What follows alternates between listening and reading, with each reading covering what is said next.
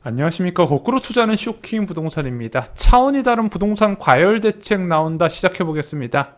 자, 서울 지역 아파트 거래량 침체가 지속이 되고 있습니다. 6월에 3,839건이에요. 자, 이 추세로 이어가게 된다면 6월 거래량은 7월보다 적을 것으로 보이고 있습니다. 그리고 7월도 6월 수준으로 될 것으로 보여져요.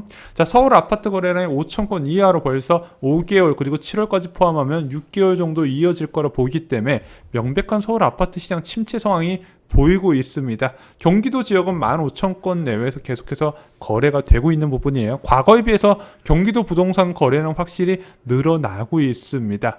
자, 그런데 수도권 아파트 가격은 상승세가 확대되고 있어요. 서울 지역은 0.19까지 올라갔고요. 경기도 지역은 0.44 그리고 인천 지역은 0.46으로요. 전주 대비 상승세가 크게 확대되는 모습이 나타나고 있습니다.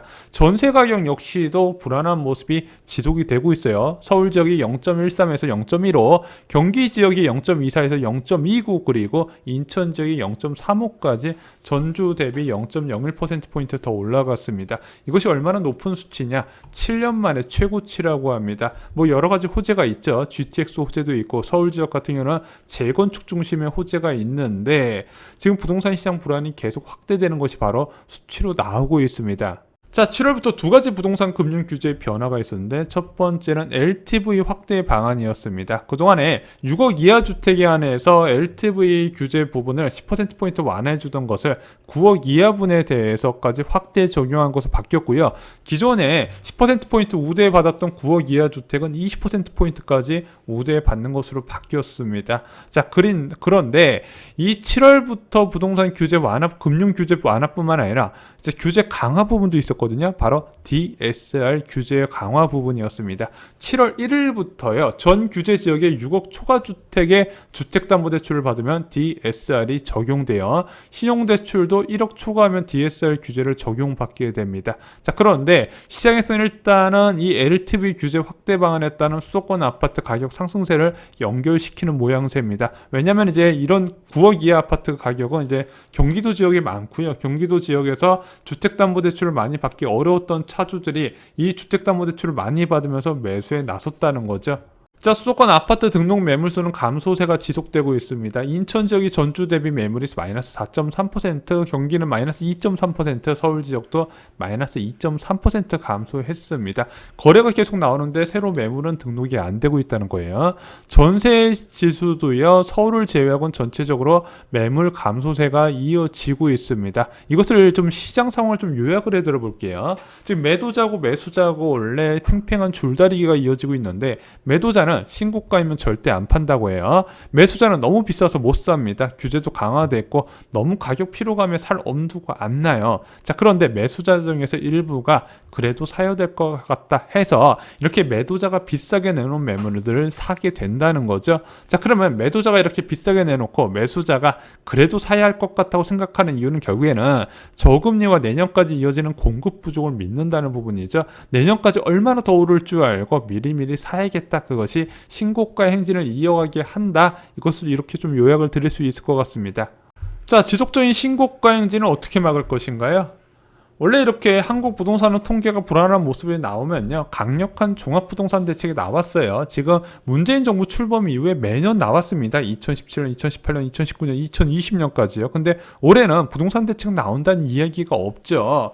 그래서 저는 개인적으로 이 종합부동산 대책에 비거주 주택에 대한 과세 강화 방안, 지금 월세 살면서 1주택에 고가주택 매수하는 이제 30대, 40대 좀 고소득층에서 많이 이루어지는 재테크를 차단시킬 필요가 있거든요. 이것 때문에 20억대, 30억대 아파트 가격이 계속해서 올라가고 부동산 가격이 안 떨어지고 있어요. 또 하나, 다주택자 종합부동산세 과세 기준을 현행 6억에서 3억 원으로 변경해야 그나마 종부세 좀 무서워서 나오는 매물이 있다는 부분이죠. 그런데 이게 아쉬운 게 작년 7.10 부동산 대책 전에 여당에서 이걸 다 검토를 했었다가 최종 부동산 대책에서 빠졌던 것들입니다. 자, 그러다 보니까 이런 빈틈으로 투자 수요가 계속 들어오고 가격을 계속 올려간다는 부분이죠. 이재명 경기도지사가 이런 식으로 비거주 주택에 대한 과세 방안을 밝힌 겁니다. 그런데 현재는 이런 이제 과세 강화 방안뿐만 아니라 종합부동산 대책 자체를 검토를 안 하고 있다는 거죠. 그런데 정부가 마냥 손 놓고 이런 대선 앞두고 가격 올라가는 것을 방치할 것인가, 좀 정부가 기대하는 게 있어 보입니다.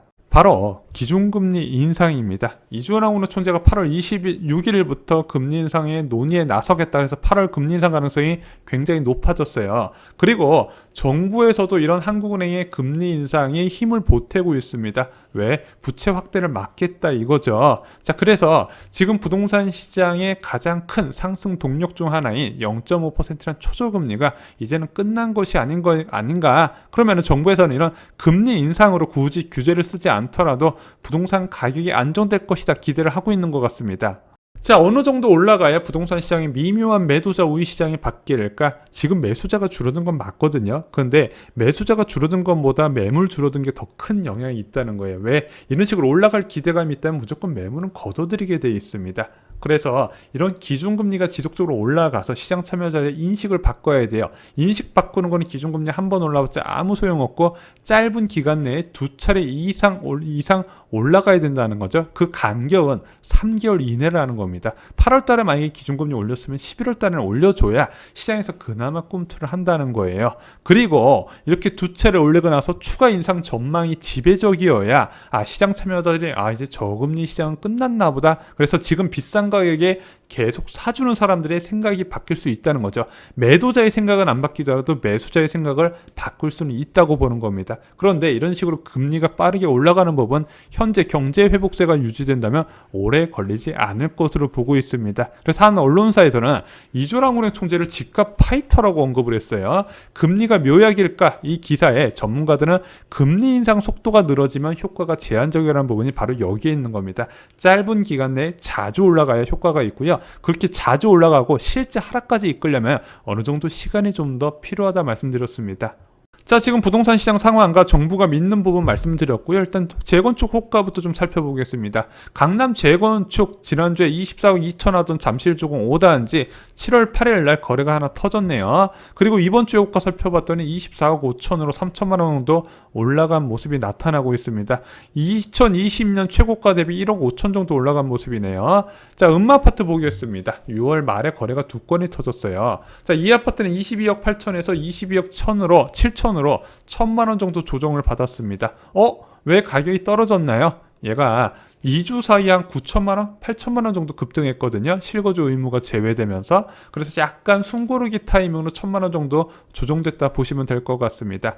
자, 요즘 경제신문들이나 보수신문들이 음마아파트 전세 매물 급증한 것을 크게 비중 있게 다루고 있습니다. 정부에서 실거주 의무를 제고했더니 전세 매물이 크게 늘어나서 세입자들이 안심하고 좋은 기회를 잡을 수 있겠더라. 그래서 이런 대못 규제를 뽑아야 부동산 시장이 안정될 수 있다. 부동산 규제의 부작용을 강하게 어필을 하고 있습니다. 근데 원래 재건축 전세는 그렇게 이제 선호도가 높은 케이스는 아니죠. 재건축 대상되는 아파트는. 이제 음마아파트는 워낙 교육 우수 지역에 있고 위치가 좋다 보니까 조금 특이한 케이스로 보셔야 될 것 같습니다. 제 개인적인 생각으로는 이런 실거주 의무를 도입을 안 하잖아요. 초기 재건축 단지의 가격 급등을 막기가 어렵습니다. 이게 왜 문제가 되냐? 지금 서울시를 비롯해서 국토부나 재건축 규제 완화를 하고 지정 확대로 공급 증가를 하려고 그러는데 이런 식으로 지정 규제를 완화하거나 지정 확대할 때 가격이 올라가 버리면 그걸 못한단 말입니다. 지금 오세훈 서울시장 재건축 규제 완화 이야기 하나도 안 꺼내고 있죠. 이런 맥락입니다. 강력한 투기 억제 수단을 먼저 마련해 놓고 규제 확대와 지정 확대에 나서야 된다는 거죠. 그리고 부동산 시장, 수도권 부동산 시장의 전체적인 안정도요. 재건축 안정부터 시작이 돼야 된다는 겁니다. 재건축이 뜨겁게 불타고 있는데 일반 아파트 가격 하락하는 일 벌어지지 않는다는 거죠. 자, 리센츠도 살펴보겠습니다. 리센츠 전용 84제곱미터 거래 한 건 터졌네요. 지금 잠실 지역의 거래가 크게 감소한 모습이 오래되고 이제 지속적으로 나타나고 있습니다. 7월 18일 날 24거던 아파트 이번 주에 23억 7천으로 한 3천만 원 정도 조정된 모습이 나타나고 있습니다. 잠실 트리지움은 6월 26일 이후에 거래가 계속 안 붙고 있네요. 7월 18일 날 22억 5천 하던 아파트 이번 주에 20억으로 소폭 조정을 받았습니다. 거래가 떨어지다 보니까 자연스럽게 가격은 하락하는 구조입니다. 자, 토지거래 허가구역으로 지정된 단지만 지금까지 살펴봤습니다. 여기 1년 연장돼서 내년 6월까지 토지거래 허가구역으로 지정이 될 것 같습니다. 이제 토지거래 허가구역 인근 아파트 살펴볼게요. 반포주공 1단지 3주고요. 지금 2주가 9월로 미뤄졌죠. 7월 달에 거래한 건 6월 말에 거래한 건이 붙었습니다. 7월 18일 날 최저가 22억이었는데 이번 주에도 22억으로 변동사항은 없습니다. 자, 반포자이 같은 경우는 거래가 굉장히 많이 붙고 있어요. 지금 서초구 지역의 가격 상승세가 지속적으로 나타나고 있는 게 좀 불안합니다. 왜냐면은 서초구 지역이 올라버리면 다른 지역도 키 맞춘다고 같이 올라가는 부분이거든요. 7월에 거래가 2건이 있었고 6월에 거래가 1건, 일주일 만에 3건이 거래가 추가가 됐습니다. 7월 18일 날 전용 84제곱미터 기준으로 29억 5천 하던 아파트 이번 주에 29억 8천으로 3천만 원 정도 추가로 올라갔습니다. 이 비싼 아파트 누가 사나 봐도 이 30억짜리 아파트 어떻게 사나 싶어도 결국에 갭 투자하면은요, 신용대출 끌어쓰고 뭐하면 10억 정도면 매수가 가능해요. 3분의 1 금액이면 매수가 가능하다는 부분이죠. 이것을 규제하는 방안을 지난번에 포함을 시켰어야 되는데 빠지다 보니까 초고가 아파트의 가격 상승이 계속 이루어지는 거예요. 이게 잠실 지역 아파트하고 다른 점입니다. 자, 잠실 파크리오 살펴볼게요. 잠실 파크리오 7월에 2건 거래가 붙었네요. 전용 59제곱미터입니다. 그런데 7월 18일 날 22억 하던 아파트 이번 주에 21억 8천으로 소폭 조정이 됐습니다. 잠실 지역이 좀 분위기는 좋아 보이지는 않아요. 자, 방이동 코롱 아파트 살펴보겠습니다. 여기는 5월에 거래가 있고 나서 그 이후에 한 건도 없었거든요. 무려 758세대의 아파트 단지인데 거래가 지금 2달 넘게 없다는 부분이죠. 하지만 호가는 그대로입니다. 15억 5천인데 이번 주에도 15억 5천. 매물 자체가 많이 나와 있지 않다는 부분이죠. 왜 매물이 없냐? 물론 규제 때문에 못 파는 사람도 있겠지만 가장 큰 이유는 중장기적으로 주택가격 상승에 대한 기대감이 워낙 크기 때문입니다. 그 기대감 자체를 바꿔야 된다. 심리를 바꿔야 된다. 그러기 위해서는 지속적인 금리 인상밖에 지금은 없는 상황이에요. 자, 위례 24단지 꿈의 그림 살펴보겠습니다. 7월에 이제 한 건 거래가 등록됐네요. 지금 위례 지역도 좀 전반적으로 거래가 좀 많이 줄어든 것 같습니다. 호가는 전주하고 변동사항은 없는데 이런 거래가 감소해도 여전히 가격은 안 떨어지고 있다는 부분이죠. 자, 지난주 시세와 비교 요약해 보겠습니다. 잠실주공 5단지가 3천만원 올라갔고 왔고요. 대치음마아파트가 1천만원 조정, 리센츠가 3천만원 조정, 트리지움이 5천만원 조정됐습니다. 반포주공 1단지 변동사항 없었고 반포자이가 3천만원 올라갔습니다. 파크리오는 2천만원 조정되면서 잠실 지역에 좀 전반적으로 분위기가 좋지 않은 거래 감소에 따른 호가 조정이 보이고 있습니다. 반면에 방이동 코롱 아파트나 위례 24단지는 거래 감소에도 불구하고 아직까지 변동사항은 있지 않습니다. 전체적인 매물 수가 너무 적다는 부분이죠. 자, 한국 부동산 통계 간략하게 살펴보겠습니다. 수도권 지역이 0.32에서 0.36으로 크게 올라갔습니다. 물론 이렇게 매매가 지수 변동률이 확대되는 부분, 한국 부동산원의 이제 표본 분석 확대에도 영향을 있긴 하겠지만 일단 부동산 시장이 계속 우상향 부분, 호가가 전반적으로 올라가고 있다는 부분은 여러분들도 체감을 하실 겁니다. 특히 경기 지역, 인천 지역 상승세가 굉장히 높게 나타난다는 부분이죠. 그리고 서울 지역도 뒤늦게 0.19까지 올라갔습니다. 이 정도면 종합부동산 대책이 나와야 되는 시기는 맞아요. 자, 전세 가격 변동률도 보겠습니다. 수도권 지역이 0.25%로 전주 0.22보다도 상승률이 0.03%포인트 확대가 되었습니다. 이 전세 불안은 금리가 한 3차례까지 빠르게 올라가지 않은 이상 지속적이 될 문제라고 말씀을 드렸어요. 전세 가격은 무조건 금리와 밀접하게 연관되어 있고 이 전세 가격이 매매 가격 상승을 부른다. 지난 시간에 요약을 해드렸습니다. 자, 서울 자치구별로 통계 살펴보겠습니다. 노원 지역이 0.35% 폭등을 했는데 지금 서울시에서는 노원구에 대한 이제 토지거래 허가구역 지정을 지금 고려를 안 하는 것 같습니다. 그냥 일단은 좀 냅두는 것 같아요. 그리고 도봉구도 노원구 상승에 힘입어서 같이 급등하는 모습이 나타나고 있습니다. 자, 토지거래 허가원을 묶이면서 주춤했던 영등포 지역도 상승률이 크게 올라가는 모습입니다. 전반적으로 좀 과열 양상이 지금 보이고 있는 부분이에요.